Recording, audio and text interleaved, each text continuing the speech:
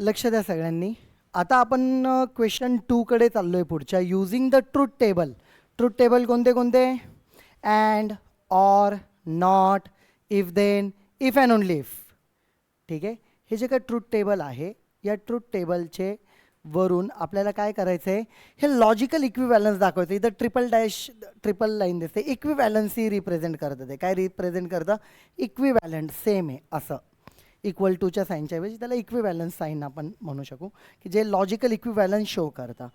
तर left hand side आणि right hand side logically same आहे असं आपल्याला प्रूव्ह करायचं आहे. असं काय करायचं आहे? आधी फक्त काय करत होतो आपण? Construct the truth table. Truth table फक्त तयार करत होतो. आता तयार तर करायचंच आहे, पण त्याच्यावरून तुम्हाला हे शो करायचे की हे सेम आहे लॉजिकली. ठीक आहे. मग आता कसं करतो आपण? लक्ष द्या.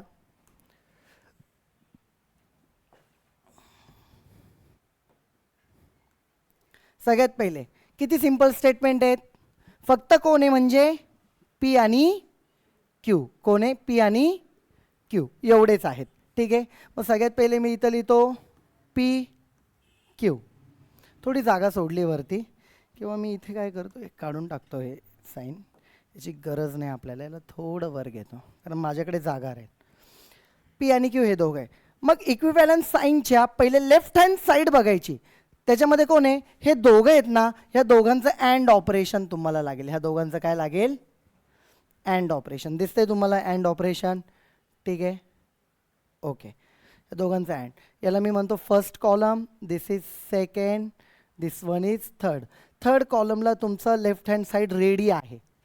ठीक आहे. आता आपण बघूया राईट साईडला. राईट साईडला बघा ब्रॅकेटचं नेगेशन आहे. ठीक आहे, ते नंतर येईल. आतमध्ये बघा पी म्हणजे if P then negation Q. P आहे, नेगेशन क्यू आहे का? नाही. क्यू आहे, त्याच्यावरून नेगेशन क्यू आपण आधी काढून घेऊया. नंबर 4. हा नंबर 4चा कॉलम येणार. पी आहे, नेगेशन क्यू इथे तयार होणार आहे. यांच्यामध्ये आपल्याला काय पाहिजे? If P then negation Q. Number 5. If P then negation Q. ठीक आहे. आणि ह्या पूर्ण टर्मचं आपल्याला काय घ्यायचं आहे? नेगेशन. ह्या पूर्ण टर्मचं आपल्याला काय घ्यायचं आहे? नेगेशन.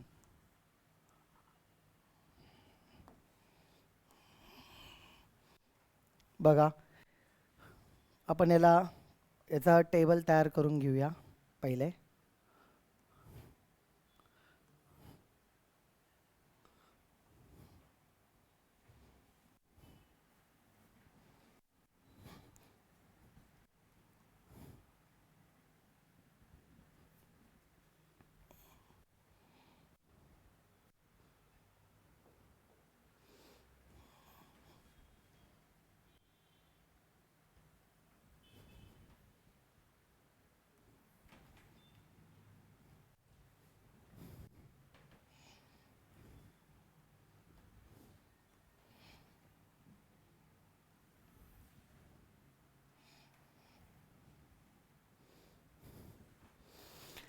सगळ्यात पहिल्या दोघांना काय लिहितो आपण? T T, T F, F T, F F. Okay, हे लिहिलं आपण. त्या दोघांमध्ये अँड ऑपरेशन आहे. पी आणि क्यू मध्ये काय आहे? And operation. आता अँड ऑपरेशन मध्ये काय असतं सांगा तुम्ही? Both are true at that time only true. दोन्ही ट्रू असतील तेव्हाच ट्रू, अदरवाईज फॉल्स. मग हे दोन्ही ट्रू तेव्हाच ट्रू, अदरवाईज बाकीच्या केसला अँड ऑपरेशनला काय असतं? फॉल्स. Negation Q. नेगेशन म्हणजे नॉट. ऑपोजिट करायचं, ट्रूचं होणार. क्यू मधलं फॉल्सचं ट्रू, ट्रूचं फॉल्स, फॉल्सचं ट्रू. टीचं एफ, एफचं T. That is the negation. नंतर इफ पी देन क्यू. हे बघा पी आहे, if P then negation Q. Negation Q हे दोघं. ठीक आहे. हे दोन कॉलमकडेच बघा. सर याचं काय होईल? त्याचं काय व्हायचं ते होईल. जे ऑपरेशन चालू आहे त्याच्याकडेच फोकस करायचं आपण फक्त. पी आहे इथे, नेगेशन क्यू आहे इथे, यांच्यामध्ये इफ देन आहे. इफ देनचा रूल काय असतो सांगा? पहिला ट्रू दुसरा फॉल्स तेव्हाच फॉल्स. आता इथं बघा, हा पहिला आहे हा दुसरा आहे. पहिला ट्रू दुसरा फॉल्स तेव्हाच फॉल्स. पहिला ट्रू दुसरा फॉल्स नाहीये, पहिला ट्रूच नाहीये, पहिला ट्रूच नाही, पुढचं बघून उपयोग नाही. अदरवाईज काय असतं मग? ट्रू. पहिला ट्रू दुसरा फॉल्स तेव्हाच फॉल्स इफ देन ऑपरेशनला. अदरवाईज काय असतं? ट्रू लिहून टाकलं बाकीच्या केसेसला आपण. आणि ह्या टर्मचा काय पाहिजे? नेगेशन. ह्या टर्मचा काय पाहिजे तुम्हाला? म्हणजे एफचा होणार टी, तिन्ही टी आहे तिघांचं काय होणार? एफ. म्हणजे इन शॉर्ट लक्षात घ्या, जसं आपण पहिल्या क्वेश्चनमध्ये बघितलं कन्स्ट्रक्ट द ट्रूथ टेबल, त्या पद्धतीनेच करायचे. पण प्रत्येक टर्मला तुम्हाला कॉलम नंबर द्यायचेत, जेवढे असतील तेवढे, एवढंच करायचं आहे. आणि लास्ट स्टेप याच्यामध्ये एक ॲड होईल, मला लिहायला जागा नाही म्हणून मी याला काय करतो, थोडं छोटं करू याला आपण.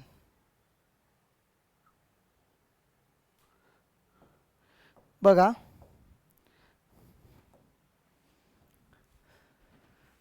हा column number 3 from column 3 and 6. Truth values बघा, TFFF सगळे ट्रूथ व्हॅल्यूज कसं आहे? सेम आहे. फ्रॉम कॉलम नंबर 3 and 4 काय? P and Q is logically equivalent with negation of if P then negation Q. झालं. फक्त हे खाली लिहा लाईन, याच्या खाली लिहा. आहे आता मला लिहायला जागा नाही म्हणून मी पुढे लिहिलं, खाली लिहायचं. यात काय अडचण आहे? ठीक आहे, दिस इज द पार्ट. पुढे जाऊया नंबर 2 कडे. बघून घेऊ आपण सगळे, आता एक एक एक एक एक एक बघून घेऊया.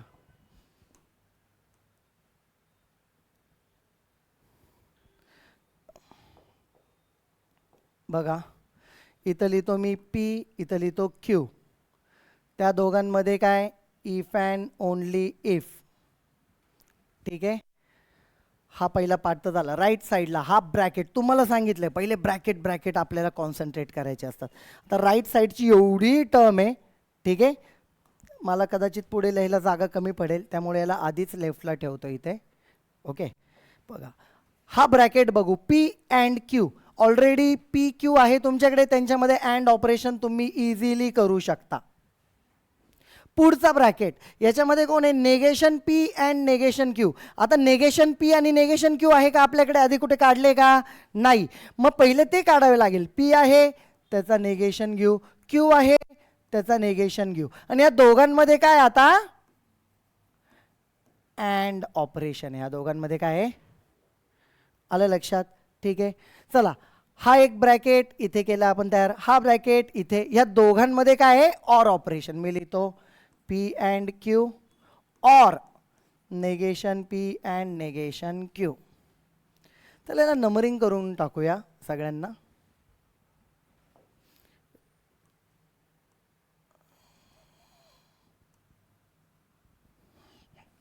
बघा, suppose this is 1 2 3 4 5 6 7 8.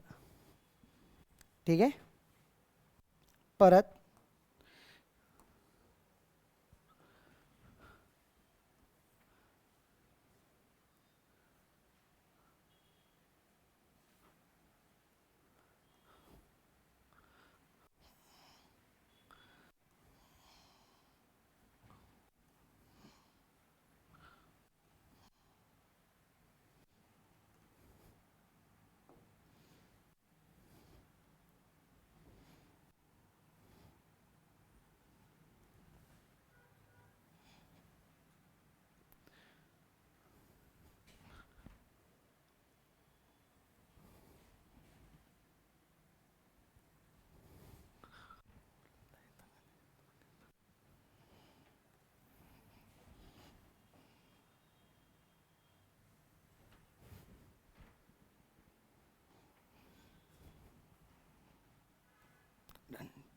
Table ready आपला बघा. नेहमीप्रमाणे T T, T F, F T, F F. ठीक आहे. If and only if. If and only if मध्ये काय असतं? त्या दोघांमध्ये इफ अँड ओनली इफ आहे. काय असतं त्याच्यामध्ये?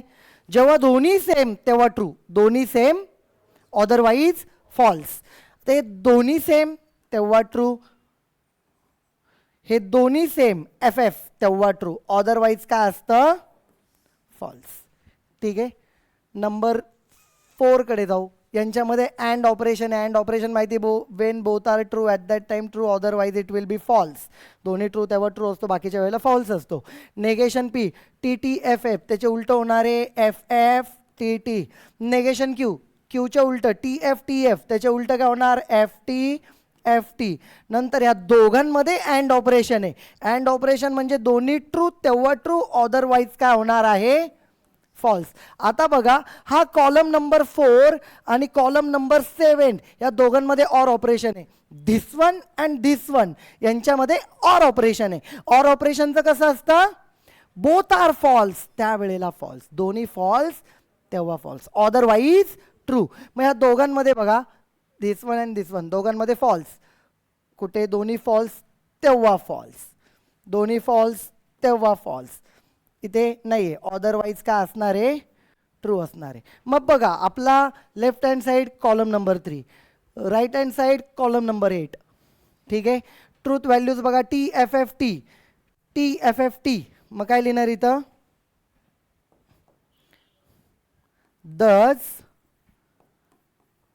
From column 3 and 8. काय लिहू शकता तुम्ही? If and only if P and Q मध्ये logically equivalent with P and Q or negation P and negation Q. Okay, हे तुम्ही लिहू शकता. यात काय अडचण आहे तुम्हाला? ठीक आहे. याच्यानंतर आपल्याला थर्ड बघायचं एक्झाम्पल. फक्त एवढंच आहे की याच्यामध्ये 3 आहेत स्टेटमेंट्स. आतापर्यंत काय बघितलं? पहिल्या दोघांमध्ये पी क्यू. आता कोण आहे? P Q R. तिघांना बघायचं आहे. ठीक आहे. चला, समोर आपल्या आहेच एक्झाम्पल. ठीक आहे. नेहमीप्रमाणे लिहायला स्टार्ट करूया. तर कॉलम नंबर लिहितो 1. ठीक आहे. 1ला कोण? पी. थोडं लेफ्टला शिफ्ट करतो थोडं अजून. ओके. नंतर कॉलम नंबर लिहितो मी 2. इथे कोण लिहिणार? क्यू. तिघ आहेत ना, त्यामुळे कॉलम नंबर 3 इथं लिहितो मी R, P Q R. Left hand side बघूया. ब्रॅकेट आधीच सांगितलंय, ब्रॅकेट दिसला का पहिले ब्रॅकेट तयार करून घ्यायचं आहे आपल्याला. लेफ्ट हँड साईडला ब्रॅकेटमध्ये पी अँड क्यू, त्याला कॉलम नंबर देऊया 4. पी आणि क्यू दोघंही आहे, त्यांच्यामध्ये and operation P and Q. ठीक आहे. त्यानंतर या पी अँड क्यूचा जो इथं तयार होणार आहे, या पी अँड क्यूचं इफ देन आहे आर सोबत, म्हणजे ही पण टर्म आहे, ही पण टर्म आहे. 5th कॉलम लिहूया, पी अँड क्यू, त्याचा if then with R, R सोबत त्याचा काय आहे? If then. ठीक आहे. सिलेक्ट करून थोडं सेंटरला घेतो. ओके.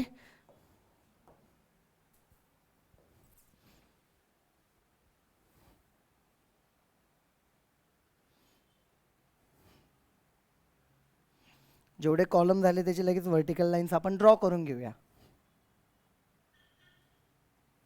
म्हणजे कन्फ्युजन नको, ओव्हरलॅपिंग नको. कारण आता 3 आहेत ना, तिघांना इनपुट आपण 8 देतो.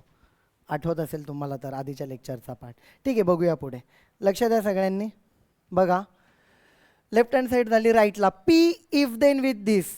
ठीक आहे. पी आहे, हा ब्रॅकेट करून घ्यावा लागेल. Number 6, if Q then R. ठीक आहे. If Q then R.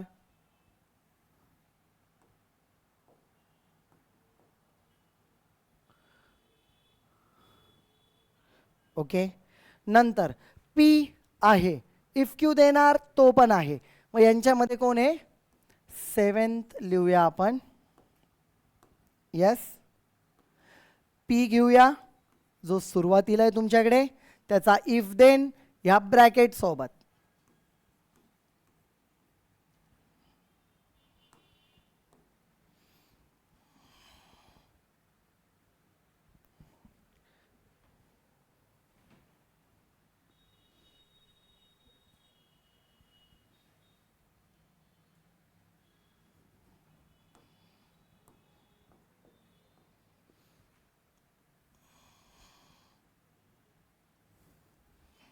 Okay, चला आता लक्ष द्या.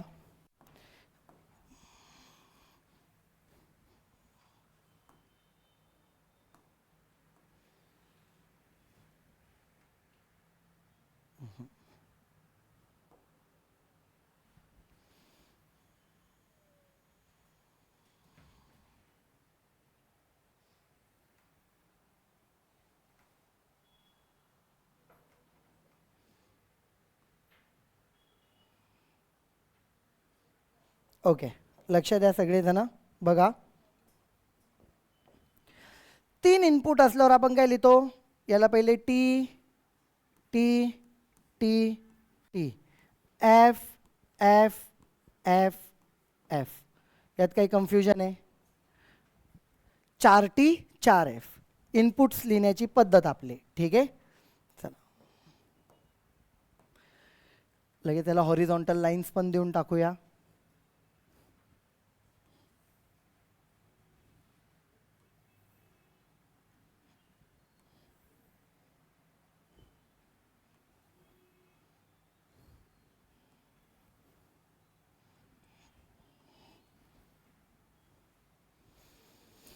लक्ष द्या सगळ्यांनी. बघा, everyone just look at here. 4T 4F नंतर काय? TT FF TT FF. R साठी काय? TF TF TF TF. काय अडचण याच्यात? ठीक आहे, ओके. इनपुट कसे द्यायचे 3 असताना ते कळालं. 4T 4F TT FF TT FF TF TF TF TF. ठीक आहे. याच्यानंतर ह्या दोघांमध्ये and operation P and Q.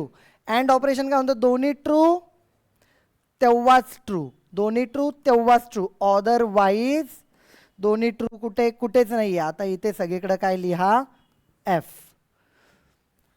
याच्यामध्ये ही टर्म आहे इफ देन विथ आर.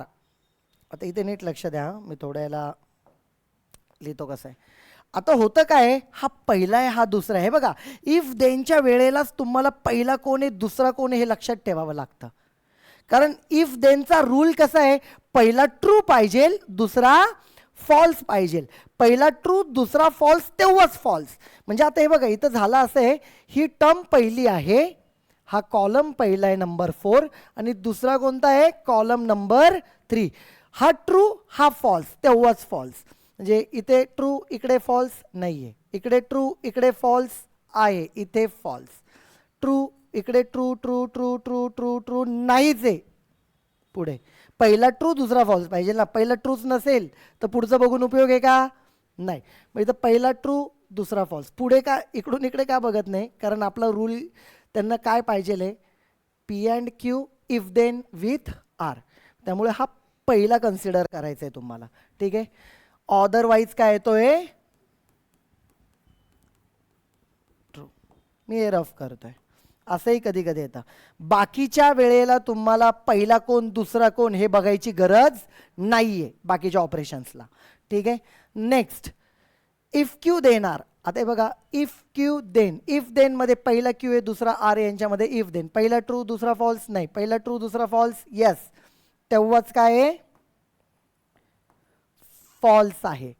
पहिला ट्रू नाही आहे, पहिला ट्रू नाही आहे, पहिला ट्रू आहे दुसरा फॉल्स नाही आहे, पहिला ट्रू आहे दुसरा फॉल्स आहे, फॉल्स. इथे नाही आहे तशी कंडिशन. अदरवाईज काय येणार आहे मग? ट्रू. ओके, हे झालं. आता लास्टला इफ देनच आहे, परत कोणासोबत? ह्या पीचं ह्या कॉलम सोबत, म्हणजे इफ क्यू देणार सोबत.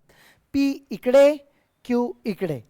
पहिला ट्रू दुसरा फॉल्स नाही, पहिला ट्रू दुसरा फॉल्स आहे, मग या वेळेला इथे तुम्हाला काय येणार? फॉल्स येणार. पहिला ट्रू दुसरा फॉल्स नाही, पहिला ट्रू दुसरा फॉल्स नाही, पहिला ट्रूच नाही आहे इथे, पुढचे फॉल्स बघून उपयोग नाही. त्यामुळे otherwise it will be true in if then case. तुम्ही नीट ऑब्झर्व करा, इथे काय कॉलम नंबर कोणता बघा, म्हणून वेगळ्या कलरचेच ठेवले. Column number 5 left hand side आहे, column number 7 right hand side आहे. TF बाकीचे T, TF बाकीचे T. सेम आलं, मगाप्रमाणे लिहायचं, मला लिहायला जागा नाही इथे. काय लिहिणार? दस from the column number 5 and column number 7 काय लिहिणार तुम्ही? दिस इज इक्विव्हॅलंट टू दिस, एवढं लिहून टाका फक्त ह्याच्या खाली. ह्याचप्रमाणे क्वेश्चन नंबर 4 सॉल्व करायचा आहे तुम्हाला सॉल्टमधला. आलं लक्षात? क्वेश्चन 2 मधला कोणता आहे? हा बघा, हा पुढचा हा क्वेश्चन आहे, हा तुम्हाला सॉल्व करायचा आहे स्वतःहून. चला स्टार्ट रायटिंग, सॉल्व करायला स्टार्ट करा. पहिलं दुसरं तिसरं तिन्ही क्वेश्चन लिहून घ्या, फर्स्ट सेकंड थर्ड.